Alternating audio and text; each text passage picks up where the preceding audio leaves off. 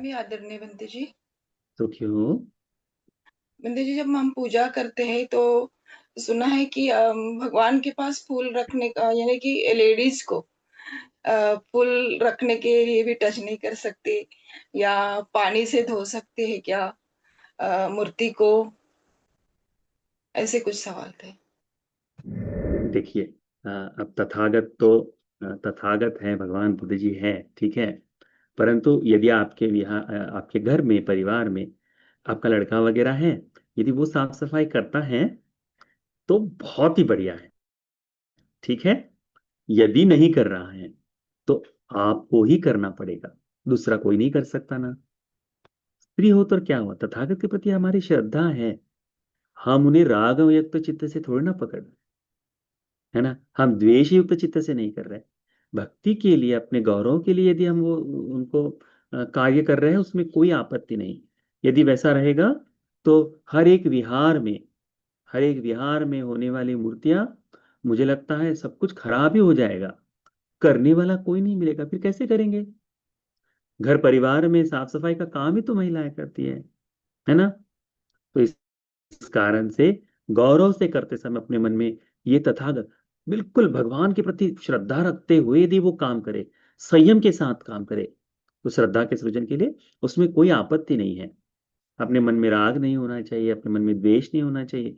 इस समय का ऐसा भाव रखते हुए यदि वो काम करे तो उसमें कोई आपत्ति नहीं है। हमारे यानी विहारों में जब देखते हैं तो अनागारिका यानी भिक्षुनियों के विहार में भी तो भगवान की प्रतिमाएं होती हैं, अनंत थेरनियों की प्रतिमाएं होती हैं। इनकी सफाई कौन करेगा? उनके यहाँ कहाँ से पुरुष, है ना। तो उनके यहाँ भी तो सफाई का काम वही लोग करते हैं। यदि गौरव है, श्रद्धा है, तो उसमें करने में कोई आपत्ति नहीं। केवल निरादर नहीं होना चाहिए, इस बात को ध्यान में रखो। हाँ, भगवान बुद्ध जी को जीवित रहते समय महिलाओं का स्पर्श नहीं हुआ है, क्योंकि ब्रह्मचारी है ना भगवान। तो उस कारण से वो स्पर्श नहीं है, परंतु आज हम उन्हें मूर्तिमान स्वरूप से देख रहे हैं ना, इसलिए कोई आपत्ति नहीं है उस बारे में। उसको बहुत अधिक अ, अरे भगवान को छू लिया, कोई कहते हैं ठीक है, यदि ऐसा ऐसा भाव रखे तो नहीं। श्रद्धा है, आप भोजन दान दे रहे हैं, पत्ती दान करते हैं ना बहुत से लोग। अभी पत्ती दान लेने के लिए तथागत क्या वास्तव में वहां है? नहीं है ना।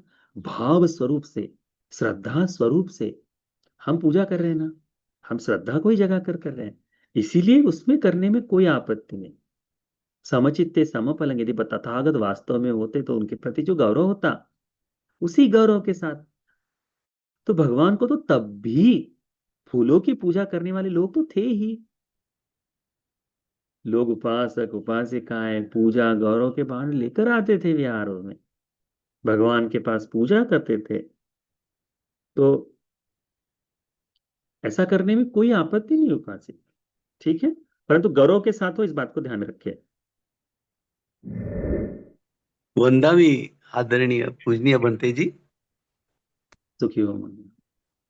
बनते जी, मेरा छोटा सा ये प्रश्न था कि क्या होता है कि कोई फंक्शन वगैरह होते हैं रिलेटिव्स में, तो वो हम्म। कुछ अपने को गिफ्ट देते हैं। हम्म। अब वो गिफ्ट क्या हुआ कि एक ने, हमारे रिलेटिव ने मुझे दिया। तो मैं जैसे विपश्यना वगैरह करता हूँ काफी सालों से, उनको पता है बुद्ध वंदना करता हूँ। तो उन्होंने जैसे वो एक मूर्ति होती है बुद्ध की, ऐसी मतलब केवल गले तक ही होती है, ऐसा छोटा हाँ। सा। तो वो हम्म। मेरे को गिफ्ट कर दिया। अब मैंने हम्म। खोला तो मेरे को बड़ा दिक्कत हुआ बनते जी कि ये क्या है, बहुत ही मतलब बुरा लगा मेरे को। अब वो क्या होता है कि उसका करूं क्या, मेरे को ये समझ में नहीं आ रहा है। उसको रख भी नहीं, नहीं पा रहा हूँ, उसको किसी को दे नहीं पा रहा हूँ, क्या करना चाहिए बनते जी? कैसा है ना उपासक, ये गले का जो प्रचलन आया है, चलन आया है, उसके पीछे कारण है।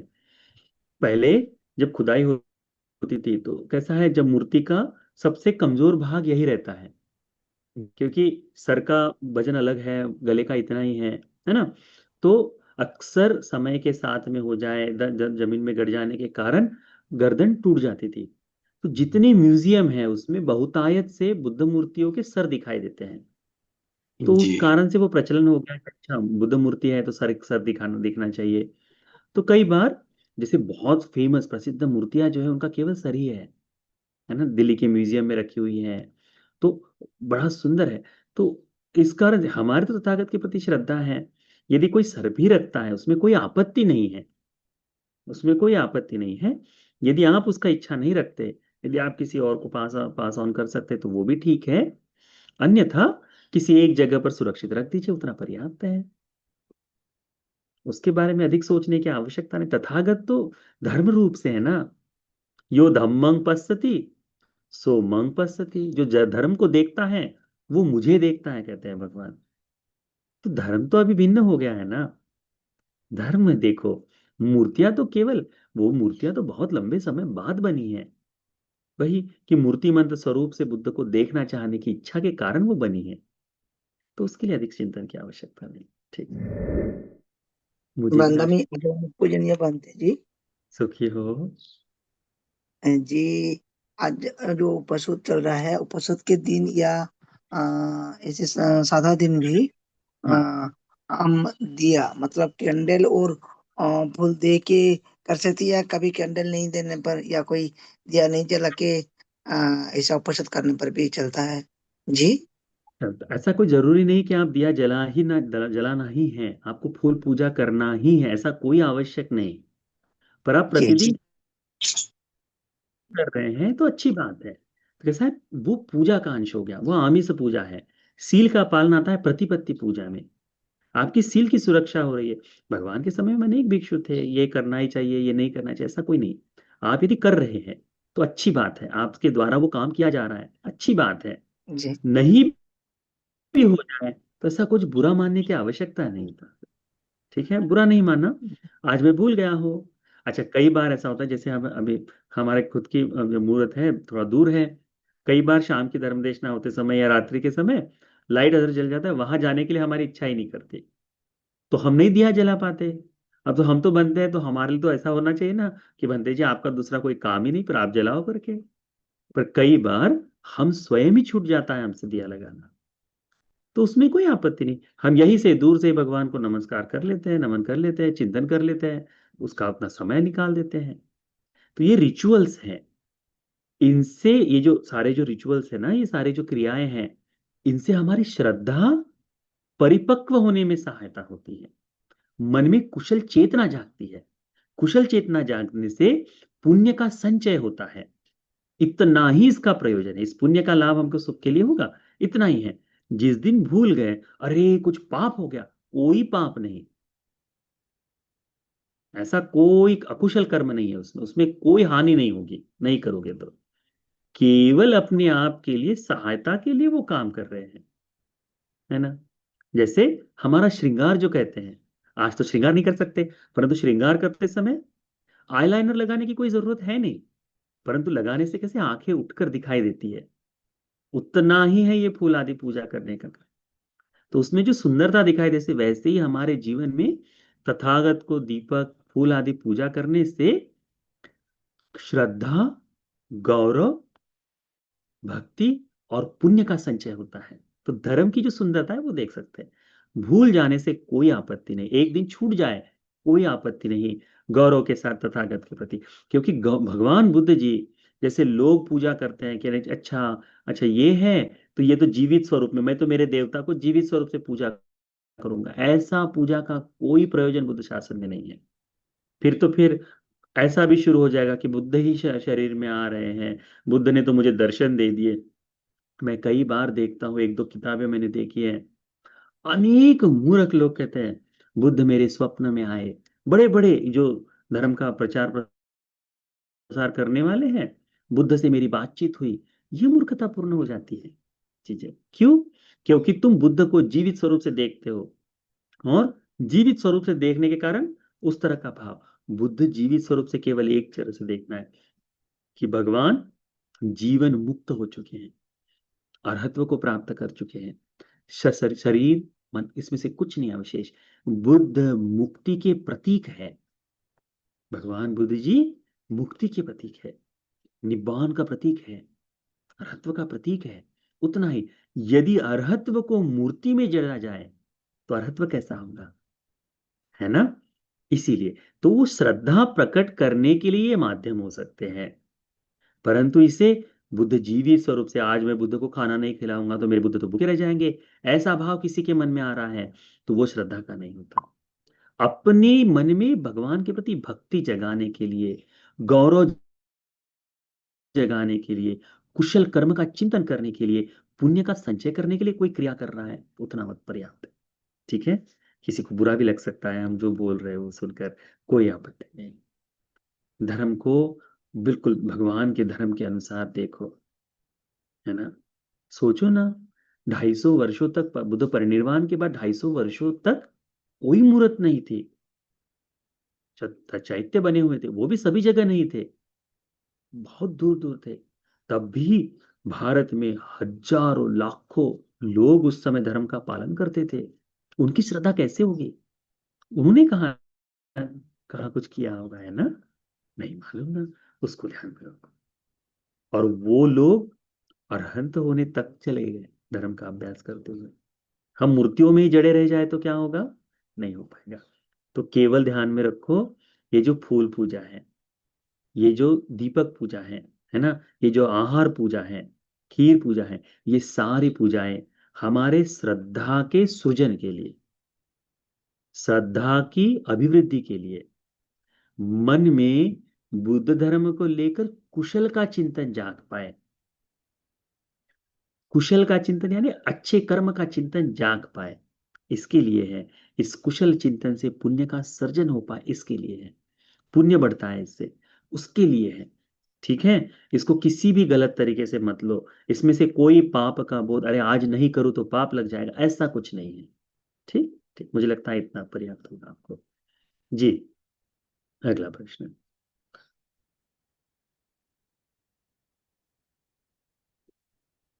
वंदा में बनते जी। सुखी हो, मंगल हो। बनते जी, ये वर्षावास के कालों में ना, मेरी बहुत इच्छा थी कि मैं उपासक करूं, लेकिन मैंने पहला ही उपासक लिया था। और ऑपरेशन, मेरे दोनों आंखों का ऑपरेशन होने के कारण मैं उपासक नहीं ले सकी। और उसके अंदर कुछ भी मतलब घर में बाधाएं आते चली गई, तो मैं उपासक नहीं रखी। तो मैं चाहती हूँ कि मैं आज से जो उपासक हूँ, जितने होएगा मैं उतने रख सकती हूँ क्या? हार उपासिका रख सकते हैं। ये जो उपोषद लेना है आपका, भगवान का जी धर्म जो है ना, वो मार्ग है। मार्ग का मतलब क्या होता है? एक रास्ता जो गंतव्य तक लेकर जाए, अपने उद्देश्य तक लेकर जाए। ठीक है, जो व्यक्ति आज चलना चालू कर देगा वो क्या होगा? उस रास्ते पर चलते जाएगा। अरे मैं तो कल नहीं चला था तो मैं आज नहीं चलूं, ऐसा नहीं है। ये जो सील का है, सील की पुष्टि करनी है ना, सील के मार्ग पर चलना है। तो आज भी यदि कोई चलना स्टार्ट कर दे तो भी वो उसी रास्ते पर चलना शुरू कर देगा। उसके लिए कोई ये बंधन नहीं कि आज है। एक आध बार हो सकता है कि आप उपासक उपासिकागण सोच ले, अरे हमने तो 3 माह का अधिष्ठान किया था, हमने तो 4 माह का अधिष्ठान किया था, और कोई ऐसी एक विकट समस्या आ जाए कि एक आध दिन उस सील का पालन नहीं हो पाए, अरे मेरा तो अधिष्ठान टूट गया। ऐसा भी नहीं है, ऐसा भी नहीं है। जैसे कोई व्यक्ति पैदल यात्रा पर निकला हो, नागपुर से बोध गया जाना चाहता हो, वो क्या 24 घंटे चलते रहेगा क्या? नहीं ना। जाना कहाँ है उसे? गया तक जाना है, चल रहा है।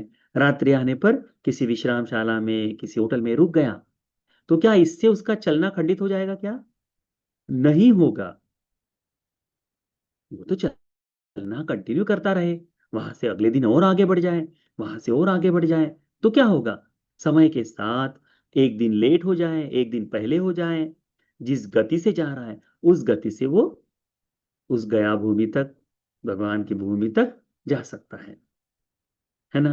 कोई कार से जाना चाहता है, वो भी कहीं रात को रुक सकता है, बगैर रात को रुके भी जा सकता है। इसमें अरे मैं तो रात को रुक गया, मेरा तो समय खराब हो गया, ऐसा नहीं है, ऐसा नहीं है। एक आध बार किसी बहुत ही कठिन कारणवश यदि सील खंडित भी हो जाए, यदि ऐसा हो जाए, तो केवल मेरे सील की हानि हुई उसके लिए क्षमा याचना कर कर, अरे मेरा तो अधिष्ठान टूट गया, अब तो सब कुछ अकुशल, ऐसा नहीं है। जिस क्षण मन में सील पालन की चेतना जाग जाए, जिस क्षण धर्म के अनुसार आचरण करने की इच्छा जाग जाए, उतना वो क्षण ही, वो समय ही हमारे लिए कुशल मंगल को लेकर आने वाला है। इसीलिए कोई पूरे वर्षावास में नहीं कर पाया, अब कर लो। अंतिम के 4 दिन भी कर सकते हो, अंतिम के 1 सप्ताह, अंतिम के 15 दिन। अभी अमावस्या आएगी ना, तो 15 दिन बचेंगे। अभी कितने दिन बचे हैं?